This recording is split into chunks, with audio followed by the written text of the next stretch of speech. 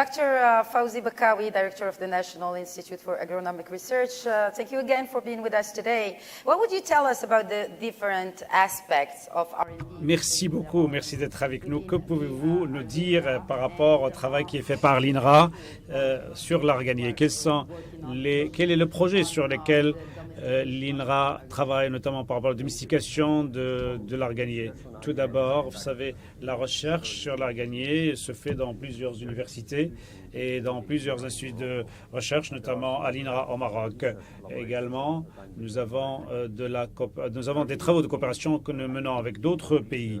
Il y a donc 5 thématiques essentielles: l'écologie, la biodiversité, ensuite la caractérisation de l'arganier en tant que tel, à savoir ce que vous avez qualifié de domestication. Il y a également les aspects de la valorisation et comment s'assurer que ceci se fait, et puis la dimension socio-économique. Par rapport à la biodiversité, comme cela a été mentionné par mon collègue, il en a déjà parlé, donc je dirais uniquement que la recherche nous a permis de dégager quelques observations intéressantes.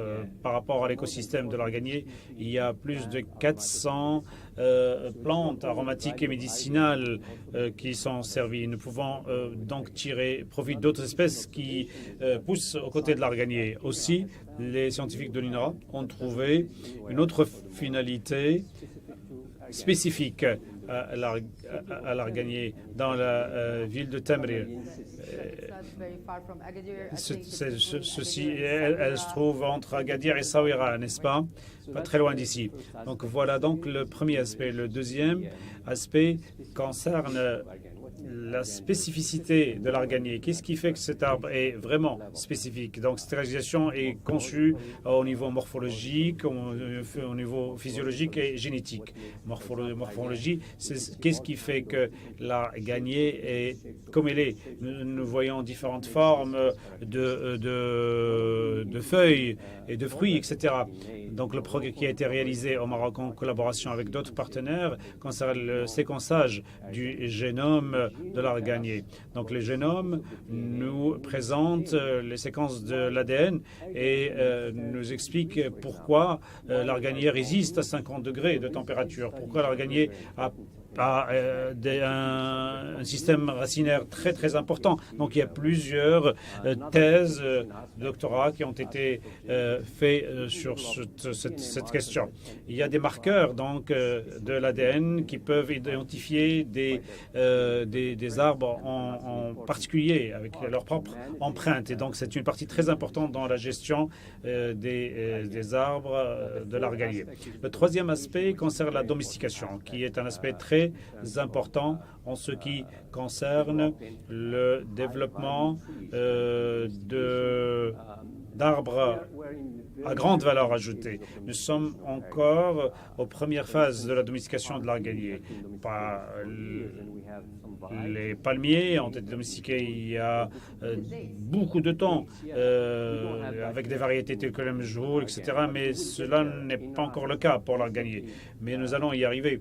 Récemment, nous avons enregistré 6 variétés de l'arganier. Nous sommes en train de mener les tests dans l'objectif d'arriver vers des produits à haute valeur ajoutée. Donc, quand nous parlons de multiplication, si nous prenons les semences et quand nous semons ces semences, nous allons avoir beaucoup de variabilité. La variété est une très bonne chose dans le cadre de la forêt, mais ce n'est pas bon quand les agriculteurs veulent avoir des produits à haute valeur avec une meilleure qualité, une huile de meilleure qualité. Et là, la domestication joue son rôle.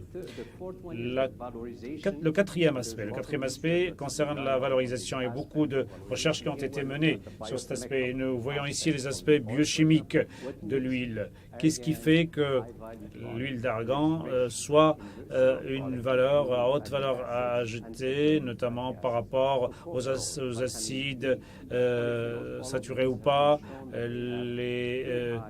le phétanol et d'autres des éléments qui ont montré leurs bénéfices pour la santé, pour la peau et pour réduire également les niveaux élevés de cholestérol. Donc beaucoup de recherche est menée en ce sens. Et nous avons également d'autres aspects par rapport au rejet qui peuvent être utilisés à d'autres finalités. Et ensuite, nous avons les études socio-économiques qui font partie de la recherche, qui sont importantes pour voir comment nous pouvons commercialiser l'huile d'argan d'une meilleure façon, voir comment faire en sorte que les coopératives fonctionnent mieux et pouvoir dégager, pour que ces coopératives puissent dégager une valeur ajoutée plus importante. Voici donc une idée que je vous ai donnée par rapport à ce que nous menons, mais en perspective, nous avons plusieurs domaines de recherche sur lesquels nous puissions travailler, notamment l'agriculture de précision. Nous avons des outils et des nouvelles méthodes que nous pourrions adopter pour mieux comprendre l'arganier et prendre et étudier également le sol. Nous ne connaissons pas très bien les sols de l'arganier. Alors pouvons-nous dire que la recherche et le développement au Maroc se porte bien par rapport à d'autres pays? Si nous nous basons sur le même critère, nous ne voulons pas nous comparer à d'autres pays où il y a des budgets pharaoniques consacrés à la recherche et le développement, donc par rapport à des pays comparables. Alors, les extrants de la recherche prennent différentes formes et nous pouvons ici utiliser deux paramètres, les publications scientifiques dans les journaux scientifiques et puis le nombre des brevets. Et Dr Modafar de l'université de Qatariyad a mené une étude qui a montré que le nombre de publications a beaucoup augmenté au cours des 20 dernières années, et notamment depuis le lancement du congrès sur l'arganier. C'est un événement très important organisé par Onzoa et d'autres institutions, et ce congrès attire beaucoup de chercheurs. Donc nous avons beaucoup publié depuis. Et cet événement se tient au mois de décembre. Nous invitons les autres collègues pour y contribuer.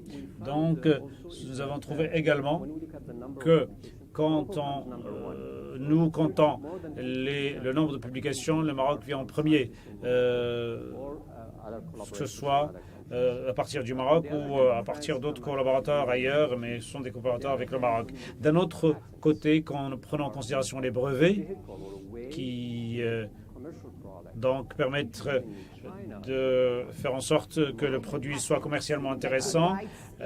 Donc voilà, donc les brevets concernent un aspect particulier, etc. Oui, la Chine vient en premier. On va donc nous voir quelles sont les utilisations des produits cosmétiques. Donc la Chine vient en premier. Le Maroc et la France viennent au deuxième rang. Donc c'est là où nous devrions faire davantage d'efforts et donc faire en sorte qu'il y a beaucoup plus d'efforts à déployer en ce sens. Donc, il s'agit de planifier le travail. Il y a beaucoup d'opportunités données à nos étudiants pour qu'ils développent ces patentes. Et ceci peut permettre de développer davantage ces produits. Donc, il y a un certain travail qui doit être mené.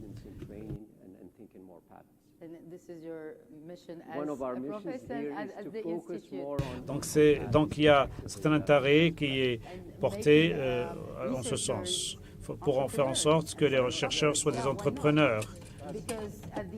Parce qu'en fait, en fin de compte, il s'agit de traditions ancestrales et la nouvelle génération devrait développer cela avec plus de valeur ajoutée. Et nous parlons aussi de coopératives, mais nous parlons également de start-up qui peuvent vraiment être très, très utiles. Merci beaucoup, Dr Bakaoui.